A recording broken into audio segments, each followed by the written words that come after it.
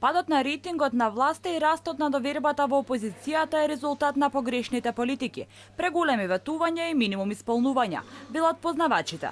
Низата скандали кои го потресоа кабинетот на Зоран Заев допрва негативно ќе влијаат на поддршката на граѓаните, сметаат аналитичарите. Според нив, трендот во наредниот период само ќе се засилува. Фрустрацијата која што се јавува кај граѓаните е право пропорционална со неисполнетите очекувања. Значи, колку очекувањата се повисоки, а нивната реализација пониска, толку и фрустрацијата се зголемува.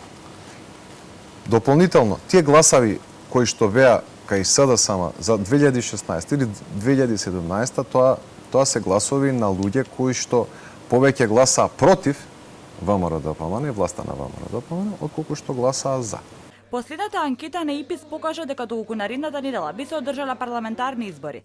Најголемиот дел од македонците добербата би ја дале на опозицијската ВМРО-ДПМН со 25,6%. За СДСМ се изјасниле 24,1%. Анкетата на ИПИС е спроведена меѓу 6 и 10 август, на примерок од 1110 испитаници.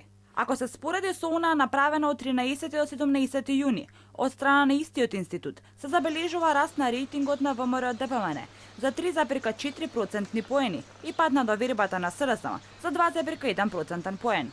Претходно анкетата на МЦМ се покажа топање на довербата во власта и раст на поддршката на опозицијата.